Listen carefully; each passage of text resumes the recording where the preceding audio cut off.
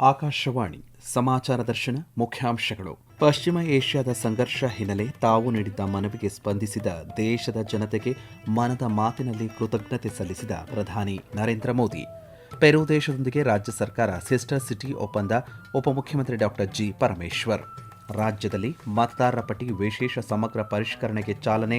ಬಿಎಲ್ಒಗಳಿಗೆ ಸಹಕರಿಸುವಂತೆ ರಾಜ್ಯ ಮುಖ್ಯ ಚುನಾವಣಾಧಿಕಾರಿ ಮನವಿ. ಮಾದಕ ವ್ಯಸನದ ವಿರುದ್ಧ ಸರ್ಕಾರ ಸಮರ. ಯುವಕರಲ್ಲಿ ಜಾಗೃತಿ ಮೂಡಿಸಲು ರಾಜ್ಯದಲ್ಲಿ ಬೇಡ ಬ್ರೋ ಅಭಿಯಾನ.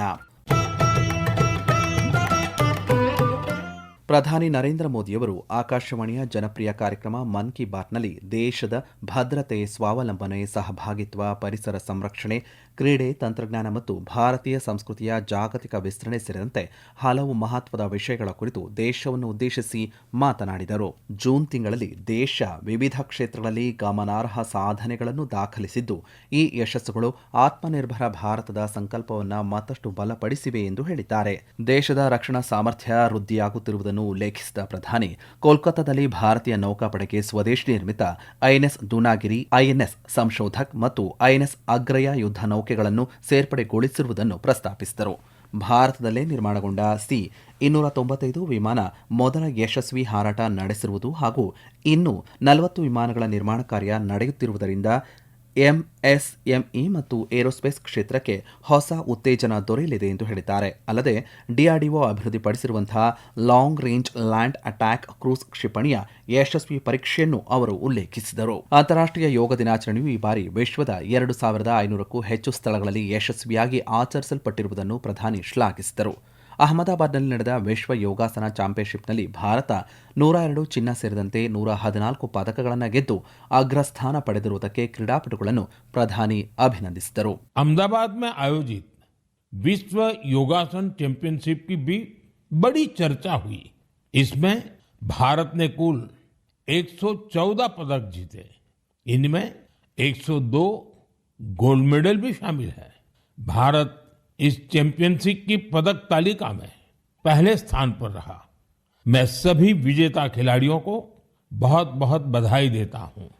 ಪಶ್ಚಿಮ ಏಷ್ಯಾದ ಯುದ್ಧ ಪರಿಸ್ಥಿತಿಯ ಹಿನ್ನೆಲೆಯಲ್ಲಿ ಚಿನ್ನ ಖರೀದಿಯನ್ನು ಮುಂದೂಡುವುದು, ವಿದೇಶ ಪ್ರವಾಸವನ್ನು ತಾತ್ಕಾಲಿಕವಾಗಿ ಕೈಬಿಡುವುದು, ಕಾರ್ ಪೂಲಿಂಗಿಗೆ ಆದ್ಯತೆ ನೀಡುವುದು ಮತ್ತು ರಾಸಾಯನಿಕ ಮುಕ್ತ ಕೃಷಿಯನ್ನು ಅಳವಡಿಸಿಕೊಳ್ಳುವಂತೆ ತಾವು ಮಾಡಿದ ಮನವಿಗೆ ದೇಶದ ಜನತೆ ವ್ಯಾಪಕವಾಗಿ ಸ್ಪಂದಿಸಿರುವುದಕ್ಕೆ ಪ್ರಧಾನಿ ಕೃತಜ್ಞತೆ ಸಲ್ಲಿಸಿದರು. ಇದರಿಂದ ಇಂಧನ ಉಳಿತಾಯವಾಗುತ್ತಿದ್ದು ನೈಸರ್ಗಿಕ ಗೊಬ್ಬರ ಬಳಕೆಯೂ ಹೆಚ್ಚುತ್ತಿದೆ ಎಂದರು.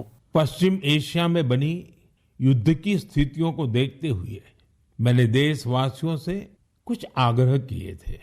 मैंने कहा था कि जहां तक संभव हो कुछ समय के लिए गोल्ड, सोना खरीदने से बचें. लोगों से कहा था कि विदेश में छुट्टियां मनाने से बचें. मैंने लोगों से कार पूलिंग को भी बढ़ावा देने की अपील की थी. मैंने किसानों से केमिकल मुक्त खेती के लिए, खेत बचाने के लिए और प्राकृतिक खाद का ज्यादा से ज्यादा इस्तेमाल का आग्रह किया था. मैं देश के हर नागरिक का आभारी हूं कि मेरी अपील का उन्होंने न सिर्फ समर्थन किया बल्कि हर तरफ से उसमें अपना सहयोग कर रहे हैं. मुझे कई परिवारों ने संदेश भेजकर अपने अनुभव साझा किए हैं. कितने ही परिवारों ने तय किया है कि घर के विवाह में इस बार सोना नहीं खरीदेंगे. जरूरत पड़ी तो पुराने सोने को रिसाइकल करके नए गहने बना लेंगे. कितने ही लोगों ने सोशल मीडिया पर यह भी लिखा है कि कैसे उन्होंने इस बार विदेश यात्रा को टाल दिया है. कार पुलिंग को लेकर भी लोगों ने अनेक अनुभव साझा किए हैं. जो लोग एक ही दिशा में अपने अपने वाहनों से जाते थे वे अब साथ जाने लगे हैं. लोग हर संभव बस और मेट्रो का उपयोग कर रहे हैं. इससे पेट्रोल और डीजल की बचत हो रही है. इसी तरह देश के अलग अलग हिस्सों में प्राकृतिक खाद की खपत बढ़ने की भी खबरें आ रही हैं. मुझे इस बात की खुशी है कि इस ग्लोबल क्राइसिस का हम भारतीय मिलकर मुकाबला कर रहे हैं. मुझे विश्वास है जन भागीदारी की यही शक्ति हमें मजबूती देगी, हमें सफल बनाएगी। ಮಹಾರಾಷ್ಟ್ರದ ನಾಂದೇಡ್ ಜಿಲ್ಲೆಯ ಪೇಟ್ಕರ್ ಕುಟುಂಬವು ಮದುವೆ ಸಂದರ್ಭದಲ್ಲಿ ಗ್ರಾಮದ ಸುಮಾರು 3,500 ಜನರಿಗೆ ಅಪಘಾತ ವಿಮೆ ಮಾಡಿಸಿರುವುದನ್ನು ಪ್ರಧಾನಿ ಶ್ಲಾಘಿಸಿದರು. ಇದೇ ವೇಳೆ ಪ್ರಧಾನಮಂತ್ರಿ ಸುರಕ್ಷಾ ಬಿಮಾ ಯೋಜನೆ ಮತ್ತು ಪ್ರಧಾನಮಂತ್ರಿ ಜೀವನ್ ಜ್ಯೋತಿ ಬಿಮಾ ಯೋಜನೆಗಳ ಮೂಲಕ ಕೋಟ್ಯಂತರ ಜನರಿಗೆ ಸಾಮಾಜಿಕ ಭದ್ರತೆ ಒದಗಿಸಿರುವುದನ್ನು ಉಲ್ಲೇಖಿಸಿದ ಅವರು ಈ ಯೋಜನೆಗಳ ಪ್ರಯೋಜನವನ್ನು ಪ್ರತಿಯೊಬ್ಬರೂ ಪಡೆಯುವಂತೆ ಕರೆ ನೀಡಿದರು. ಪೆರು ದೇಶದೊಂದಿಗೆ $10 ಬಿಲಿಯನ್ ದ್ವಿಪಕ್ಷೀಯ ವ್ಯಾಪಾರ ವೃದ್ಧಿಗೆ ಐತಿಹಾಸಿಕ ಸಿಸ್ಟರ್ ಸಿಟಿ ಒಪ್ಪಂದ ಮಾಡಿಕೊಳ್ಳಲು ರಾಜ್ಯ ಸರ್ಕಾರ ಅತ್ಯಂತ ಉತ್ಸುಕವಾಗಿದೆ ಎಂದು ಉಪಮುಖ್ಯಮಂತ್ರಿ ಡಾ ಜಿ. ಪರಮೇಶ್ವರ್ ಬೆಂಗಳೂರಿನಲ್ಲಿ ತಿಳಿಸಿದ್ದಾರೆ.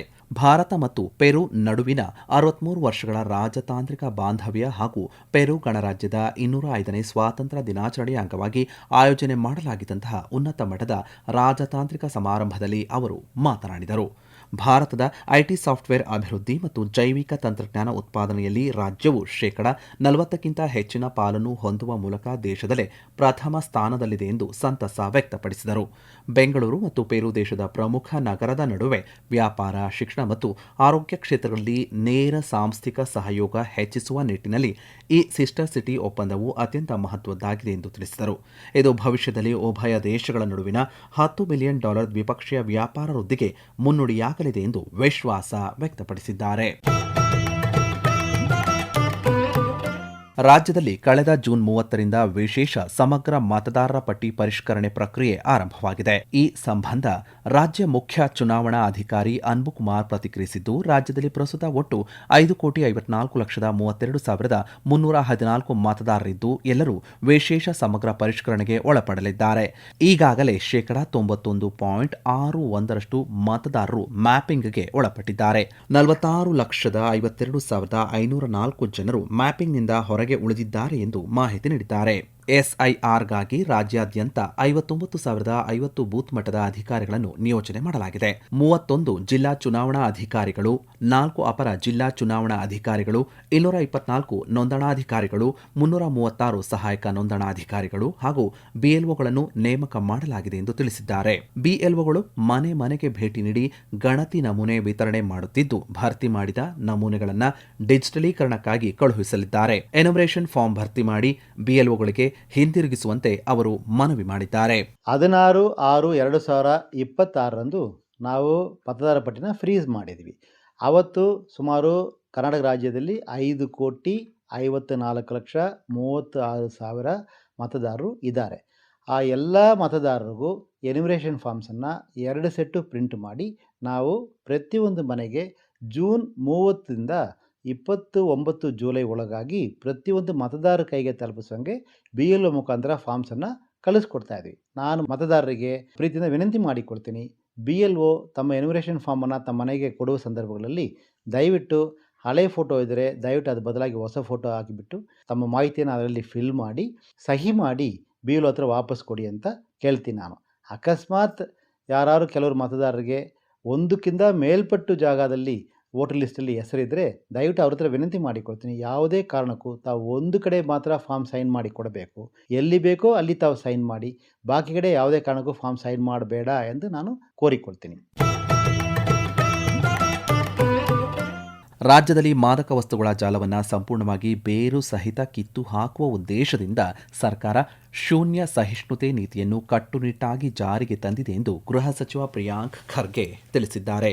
ಬೆಂಗಳೂರಿನಲ್ಲಿ ಅಂತಾರಾಷ್ಟ್ರೀಯ ಮಾದಕ ವ್ಯಸನ ಮತ್ತು ಕಳ್ಳ ಸಾಗಣೆ ವಿರೋಧಿ ದಿನ 2026ರಲ್ಲಿ ಭಾಗಿಯಾಗಿ ಮಾತನಾಡಿದ ಅವರು, ಗೃಹ ಇಲಾಖೆ ಜಾರಿಗೆ ತಂದಿರುವ ಆಪರೇಷನ್ ರೈಸ್ ಕಾರ್ಯಕ್ರಮವನ್ನು ವಿವಿಧ ಇಲಾಖೆಗಳ ಸಮನ್ವಯದೊಂದಿಗೆ ನಿರ್ವಹಿಸಲಾಗುವುದು ಎಂದು ಹೇಳಿದ್ದಾರೆ. ಯುವಕರಲ್ಲಿ ಜಾಗೃತಿ ಮೂಡಿಸುವ ಸಲುವಾಗಿ ವಿಶೇಷವಾಗಿ ಬೇಡ ಬ್ರೋ ಅಭಿಯಾನವನ್ನು ಹಮ್ಮಿಕೊಳ್ಳಲಾಗಿದೆ ಎಂದು ಮಾಹಿತಿ ನೀಡಿದ್ದಾರೆ. ಮಾದಕ ವಸ್ತುಗಳ ವಿರುದ್ಧದ ಹೋರಾಟ ಕೇವಲ ಪೊಲೀಸ್ ಇಲಾಖೆಯ ಕೆಲಸವಲ್ಲ, ಇದು ಸಮಾಜದ ಪ್ರತಿಯೊಬ್ಬರ ಜವಾಬ್ದಾರಿ ಎಂದು ತಿಳಿಸಿದ್ದಾರೆ. ರಾಜ್ಯದಲ್ಲಿ ನಡೆಯುತ್ತಿರುವ ರೈಲ್ವೆ ಯೋಜನೆಗಳಿಗೆ ಕೇಂದ್ರ ಸರ್ಕಾರ ಸಂಪೂರ್ಣ ಸಹಕಾರ ನೀಡುತ್ತಿದೆ ಎಂದು ಕೇಂದ್ರ ರೈಲ್ವೆ ಖಾತೆ ರಾಜ್ಯ ಸಚಿವ ವಿ ಸೋಮಣ್ಣ ತಿಳಿಸಿದ್ದಾರೆ. ಚನ್ನಪಟ್ಟಣದ ಎಲೆಕೇರಿ ಸಮೀಪ ಲೆವೆಲ್ ಕ್ರಾಸಿಂಗ್ ಬದಲಿಗೆ ರಸ್ತೆ ಮೇಲ್ಸೇತುವೆ ಉದ್ಘಾಟಿಸಿ ಮಾತನಾಡಿದ ಅವರು, ಬೆಂಗಳೂರು ಸುತ್ತಮುತ್ತ 140ಕ್ಕೂ ಹೆಚ್ಚು ಮೇಲ್ಸೇತುವೆ ನಿರ್ಮಾಣಕ್ಕೆ ಈಗಾಗಲೇ ಚಾಲನೆ ನೀಡಲಾಗಿದ್ದು, ಸುಮಾರು 46 ಲೆವೆಲ್ ಕ್ರಾಸಿಂಗ್ ಸ್ಥಳದಲ್ಲಿ ಮೇಲ್ಸೇತುವೆ ನಿರ್ಮಿಸಲಾಗಿದೆ ಎಂದು ಹೇಳಿದ್ದಾರೆ. ಇತ್ತೀಚಿನ ದಿನಗಳಲ್ಲಿ ರಾಷ್ಟ್ರದ ಪ್ರಧಾನಮಂತ್ರಿಗಳು 100ಕ್ಕೆ 100 ಈ LC ಗೇಟ್ಗಳಿಗೆ ಭಾರತ ಸರ್ಕಾರನೇ ಹಣ ಕೊಡಬೇಕು ಅಂತ ತೀರ್ಮಾನ ಆದಮೇಲೆ ರಾಷ್ಟ್ರದಲ್ಲಿ 14,000ಕ್ಕೂ ಮೇಲ್ಪಟ್ಟು LC ಗೇಟ್ಗಳನ್ನು ಮುಗಿಸಿರ್ತಕ್ಕಂಥ ಇತಿಹಾಸ ರಾಷ್ಟ್ರದಲ್ಲಿ ಇರ್ತಕ್ಕಂಥದ್ದು. ಅದು ಮೋದಿಯವರ ಸರ್ಕಾರದಲ್ಲಿ 700 ಗೇಟ್ಗಳನ್ನು ಮುಗಿಸಿದ್ದೀವಿ. ಇನ್ನು 2 ವರ್ಷದಲ್ಲಿ ಬೆಂಗಳೂರಿನಲ್ಲಿ ಒಂದೇ ಒಂದು LC ಗೇಟ್ ಇಲ್ದಾಗೆ ನಡ್ತಕ್ಕಂಥ ತೀರ್ಮಾನವನ್ನು ಭಾರತ ಸರ್ಕಾರ ಮಾಡ್ತಾ ಇದೆ ಅನ್ನೋ ಮಾತನ್ನು ಈ ಸಂದರ್ಭದಲ್ಲಿ ಹೇಳೋದಕ್ಕೆ ಇಷ್ಟಪಡ್ತೀನಿ. ರಾಜ್ಯದ ಬೃಹತ್ ಕೈಗಾರಿಕಾ ಸಚಿವ ಎಂಬಿ ಪಾಟೀಲ್ ಮಾತನಾಡಿ, ಬೆಂಗಳೂರು ಸುತ್ತಮುತ್ತಲ 100 ಕಿಲೋಮೀಟರ್ ವ್ಯಾಪ್ತಿಯಲ್ಲಿನ ರೈಲು ಸಂಪರ್ಕವನ್ನು 4 ಪಥಗಳಿಗೆ ಮೇಲ್ದರ್ಜೆಗೇರಿಸಿದ್ದಲ್ಲಿ ಸ್ಯಾಟಲೈಟ್ ನಗರಗಳ ಅಭಿವೃದ್ಧಿಗೆ ಹೆಚ್ಚು ಅನುಕೂಲವಾಗಲಿದೆ ಎಂದು ಅಭಿಪ್ರಾಯಪಟ್ಟಿದ್ದಾರೆ. ಈಗಿರುವ ವಂದೇ ಭಾರತ್ ರೈಲುಗಳ ಸಂಖ್ಯೆ ಹೆಚ್ಚಳ ಮಾಡಬೇಕು ಹಾಗೂ ಬೆಂಗಳೂರು ಮತ್ತು ಚೆನ್ನೈ ನಡುವಿನ ಸೂಪರ್ ಸ್ಪೀಡ್ ಹಳಿಯನ್ನು ಮೈಸೂರಿನವರೆಗೆ ವಿಸ್ತರಣೆ ಮಾಡಬೇಕು ಎಂದು ಮನವಿ ಮಾಡಿದರು. ಇದೇ ವೇಳೆ ಇನ್ನು 2 ಸ್ಥಳಗಳಲ್ಲಿ ಮೇಲ್ಸೇತುವೆ ಮಾಡುವಂತೆ ರೈಲ್ವೆ ಸಚಿವರಿಗೆ ಶಾಸಕ ಸಿಪಿ ಯೋಗೇಶ್ವರ್ ಮನವಿ ಮಾಡಿದರು. ಆಷಾಢ ಮಾಸದಲ್ಲಿ ಶುಕ್ರವಾರದಂದು ಚಾಮುಂಡಿ ಬೆಟ್ಟದಲ್ಲಿ ಭಕ್ತರಿಗೆ ಯಾವುದೇ ಅನಾನುಕೂಲವಾಗದಂತೆ ಚಾಮುಂಡಿ ದೇವಿಯ ದರ್ಶನಕ್ಕೆ ವ್ಯವಸ್ಥೆ ಮಾಡುವಂತೆ ಮೈಸೂರು ಜಿಲ್ಲಾ ಉಸ್ತುವಾರಿ ಸಚಿವ ಯತೀಂದ್ರ ಸಿದ್ದರಾಮಯ್ಯ ಅಧಿಕಾರಿಗಳಿಗೆ ಸೂಚನೆ ನೀಡಿದ್ದಾರೆ. ಚಾಮುಂಡಿ ಬೆಟ್ಟದ ದಾಸೋಹ ಭವನದಲ್ಲಿ ಆಷಾಢ ಶುಕ್ರವಾರ ಸಂಬಂಧ ಹಮ್ಮಿಕೊಳ್ಳಲಾಗಿದ್ದಂತಹ ಪೂರ್ವಭಾವಿ ಸಭೆಯ ಅಧ್ಯಕ್ಷತೆ ವಹಿಸಿ ಮಾತನಾಡಿದ ಅವರು, ದರ್ಶನಕ್ಕೆ ಬರುವ ಭಕ್ತರ ಸುರಕ್ಷತೆಗೆ ಹೆಚ್ಚಿನ ಆದ್ಯತೆ ನೀಡಬೇಕು, ಯಾವುದೇ ಕಾಲ್ತುಳಿತ ಆಗದಂತೆ ಎಚ್ಚರಿಕೆ ವಹಿಸಬೇಕು ಎಂದು ಅಧಿಕಾರಿಗಳಿಗೆ ಸೂಚನೆ ನೀಡಿದ್ದಾರೆ. ಚಾಮುಂಡಿ ಬೆಟ್ಟದಲ್ಲಿ ಪ್ಲಾಸ್ಟಿಕ್ ನಿಷೇಧಿಸುವಂತೆ ಮತ್ತು ದೇವಸ್ಥಾನದ ಬಳಿ 3 ಆಂಬ್ಯುಲೆನ್ಸ್ ವ್ಯವಸ್ಥೆ ಮಾಡುವಂತೆ ಅಧಿಕಾರಿಗಳಿಗೆ ನಿರ್ದೇಶನ ನೀಡಿದ್ದಾರೆ. ಕೇಂದ್ರ ಸರ್ಕಾರದ ಮನ್ರೇಗಾ ಯೋಜನೆಗೆ ಪರ್ಯಾಯವಾಗಿ ಜಾರಿಗೆ ತಂದಿರುವ ವಿಬಿಜಿ ರಾಮ್ಜಿ ಯೋಜನೆಗೆ ಅಧಿಕೃತವಾಗಿ ಬಳಸಲಾಗುವ ಲೋಗೋ ನೀಡಿದ ಕೀರ್ತಿ ದಕ್ಷಿಣ ಕನ್ನಡ ಜಿಲ್ಲೆಯ ಪುತ್ತೂರು ತಾಲೂಕಿನ ರಾಮ್ ಪ್ರಸಾದ್ ಕೆ ಅವರಿಗೆ ಸಂದಿದೆ. ವಿಬಿಜಿ ರಾಮ್ಜಿ ಯೋಜನೆಗೆ ಲೋಗೋ ವಿನ್ಯಾಸ ಮಾಡುವಂತೆ ದೇಶದ ಕಲಾವಿದರಿಗೆ ಅವಕಾಶವನ್ನು ನೀಡಲಾಗಿತ್ತು. ಸುಮಾರು 7,000ಕ್ಕೂ ಅಧಿಕ ಕಲಾವಿದರು ತಾವು ರಚಿಸಿದ ಲೋಗೋ ಕಳುಹಿಸಿಕೊಟ್ಟಿದ್ದರು. ಆದರೆ ಕನ್ನಡಿಗ ರಾಮ್ ಪ್ರಸಾದ್ ಕೆ ಕಳುಹಿಸಿದ ಲೋಗೋ ಆಯ್ಕೆಯಾಗುವ ಮೂಲಕ ಕರಾವಳಿಯ ಹಿರಿಮೆ ಹೆಚ್ಚಿಸಿದೆ. ಲೋಗೋ ಆಯ್ಕೆಯಾಗಿರುವ ಕುರಿತು ಆಕಾಶವಾಣಿಯೊಂದಿಗೆ ಸಂತಸ ಹಂಚಿಕೊಂಡಿರುವ ರಾಮ್ ಪ್ರಸಾದ್ ಇದೊಂದು ಅದ್ಭುತ ಅವಕಾಶ ಎಂದು ತಿಳಿಸಿದ್ದಾರೆ. ವಿಕಸಿತ್ ಭಾರತ್ ಜಿರಾಮ್ಜಿ ಆಕ್ಟ್ ಯೋಜನೆ ಏನಿದೆ ಅದಕ್ಕೆ ಪೂರಕವಾಗಿ 3 ಕಾಂಟೆಸ್ಟ್ಗಳನ್ನು ನ್ಯಾಷನಲ್ ವೈಡ್ ಆಯೋಜಿಸಿದ್ರು. ಅದರಲ್ಲಿ ಲೋಗೋ ಕಾಂಟೆಸ್ಟ್ ಏನಿದೆ ಅಲ್ಲಿ ಕಾಂಟೆಸ್ಟ್ನ ಕ್ರೈಟೀರಿಯಾ ಒಂದಿತ್ತು. ಸಿಂಪಲ್ ಆಗಿರಬೇಕು, ಯಾವುದೇ ಸ್ಕೇಲೆಬಿಲಿಟಿ ಏನಿದೆ, ಯಾವುದೇ ಅಕ್ರಾಸ್ ದ ಮೀಡಿಯಮ್, ಸಣ್ಣ ಸೈಜಿಂದ ಆ್ಯಪ್ ಐಕಾನಿಂದ ದೊಡ್ಡ ಫ್ಲೆಕ್ಸ್ನವರೆಗೂ ಫ್ಲೆಕ್ಸಿಬಲ್ ಆಗಿರುವಂತಹ ಮತ್ತು ಸ್ಕೇಲೇಬಲ್ ಆಗಿರುವಂತಹ ಒಂದು ಲೋಗೋ ಆಗಿರಬೇಕಿತ್ತು. ಎಷ್ಟು ಸಿಂಪ್ಲಿಫೈಡ್, ಮೆಮೊರೇಬಲ್ ಅದು, ಮತ್ತು ಅದರೊಟ್ಟಿಗೆ ಆ ಲೋಗೋ ಯೋಜನೆ ಏನಿದೆ ಆ ಯೋಜನೆಗೆ ತಕ್ಕಂತಹ ಒಂದು ಕೋರ್ ವ್ಯಾಲ್ಯೂವನ್ನು ಇಟ್ಕೊಂಡಿರಬೇಕಾಗಿತ್ತು. ಹಾಗಾಗಿ ನಾನು ಅದರ ರೀತಿ ಬಿಲ್ಡ್ ಮಾಡಲಿಕ್ಕೆ ಟ್ರೈ ಮಾಡಿದ್ದೆ. ಎಷ್ಟು ಸಿಂಪ್ಲಿಫೈಡ್ ಆಗುತ್ತೆ ಅಷ್ಟು ಸಿಂಪ್ಲಿಫೈಡ್ ರೀತಿಯಲ್ಲಿ. ಹಾಗೆ ನನಗೊಂದು ಸಿಂಪಲ್ ಆದಂಥ ಒಂದು ಲೋಗೋ ಮತ್ತೆ ಸಿಕ್ಕಿಬಿಡ್ತು. ಮತ್ತು ಕೊನೆಯ ದಿನ ನಾನು ಏಪ್ರಿಲ್ 4ನೇ ತಾರೀಕು ನಾನು ಅದನ್ನು ಫೈನಲ್ ಮಾಡಿ ಅದೇ ದಿನ ಲಾಸ್ಟ್ ಒಂದು 10-15 ನಿಮಿಷ ಇರುವಾಗ ಸಬ್ಮಿಷನ್ ಮಾಡಿರುವಂಥದ್ದು. ಇದು 2ನೇ ಡೆಡ್ಲೈನ್ನ ಸಮಯ. ಖುಷಿ ಉಂಟು. ಈಗ ನನ್ನ ಕಾಂಟೆಸ್ಟಲ್ಲಿ ನಾನು ವಿನ್ ಆಗಿದ್ದೇನೆ. ಈಗ ಮುಂದೆ ಇದು ಈ ಯೋಜನೆ ಏನಿದೆ ತುಂಬ ದೊಡ್ಡ ಮಟ್ಟದ್ದು, ಇಡೀ ಭಾರತಕ್ಕೆ ಒಂದು ಗ್ರಾಮೀಣ ಪ್ರದೇಶದಲ್ಲಿ ಕಾಣಿಸಿಕೊಳ್ಳುವಂಥ ಯೋಜನೆ ಇದು. ಅವಾಗ ವಿಕಸಿತ್ ಭಾರತ ಹೆಸರೊಟ್ಟಿಗೆ ನನ್ನ ಕ್ರಿಯೇಟ್ ಮಾಡಿರೋ ಲೋಗೋ ಇರ್ತದೆ. ಖುಷಿ ಇದೆ ನನಗೆ ಈ ಕಾಂಟೆಸ್ಟ್ ವಿನ್ ಆಗಿರುವಂಥದ್ದು. ವಿಕಸಿತ ಭಾರತ ಉದ್ಯೋಗ ಖಾತ್ರಿ ಯೋಜನೆಯಾದಂತಹ ವಿಕಸಿತ ಭಾರತ ಜಿರಾಮ್ಜಿ ಜುಲೈ 1ರಿಂದ ಜಾರಿಗೆ ಬಂದಿದೆ. ಕಳೆದ 20 ವರ್ಷಗಳಿಂದ ಅಸ್ತಿತ್ವದಲ್ಲಿದ್ದಂತಹ ಮನ್ರೇಗಾ ಯೋಜನೆ ಮುಕ್ತಾಯಗೊಂಡಿದೆ.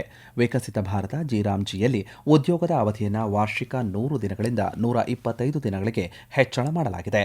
ಗ್ರಾಮ ಯೋಜನೆಗಳಿಗೆ ಆದ್ಯತೆಯನ್ನು ನೀಡಲಾಗಿದೆ.